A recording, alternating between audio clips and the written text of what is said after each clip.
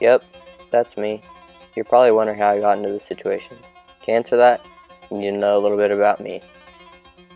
I grew up in a small town in Alabama, where everyone watches football on Saturdays and goes to church on Sundays. I grew up with my dad, my brother, and my best friend. Everything was great until the summer of 2015.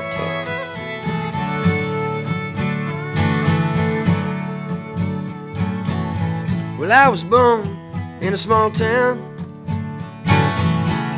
and I live in a small town. Proud to die in a small town. My brother's name was Steve. He was kind of a weird kid. He mostly kept to himself, but he loved religion and he loved art.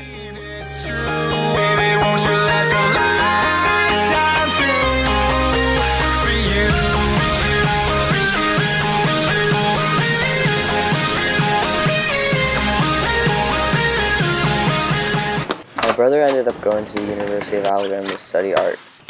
However, it was nothing like he expected. The days were long and methodical, and he didn't feel like he was getting any better at art, so he felt it was in his best interest to drop out.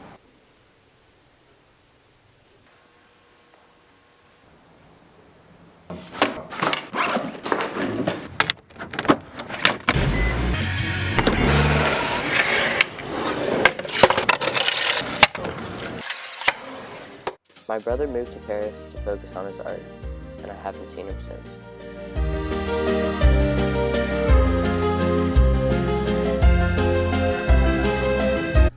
Growing up, my best friend was a kid named Murray. We did everything together. After Murray's mom died, he was forced to move in with his father. Murray and his father didn't get along very well. One day, Murray was cutting up some carrots, and he heard some footsteps behind him. He was scared because he thought his dad should have been at work, but his dad came home because he forgot his keys. Murray thought the man was an intruder, so when the footsteps came closer, he turned around and stabbed a knife into him.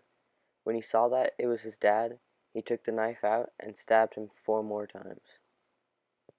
Murray was convicted of murder and sentenced to life in prison. My dad's name was Greg. He was pretty much your ordinary dad. He loved to play catch with me in the backyard. He went to his job as a used car salesman, not because he liked it, because he needed to support our family. Everything was normal until one day, I woke up and heard a loud shrill from my dad's room. He woke up and insisted that he was a bug.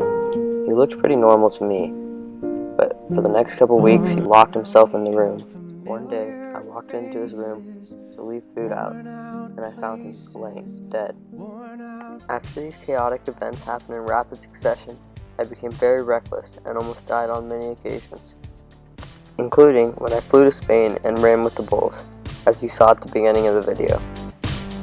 I didn't really care that I was risking my life, because I felt like my life was meaningless and I had no purpose.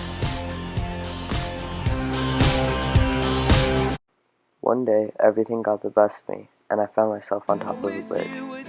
I wanted to end my life, but luckily, somebody was there and was able to help me down. That night, I had a revelation. I realized I didn't need a reason to exist to have a reason to live, and I vowed to devote my life to others affected by suicide.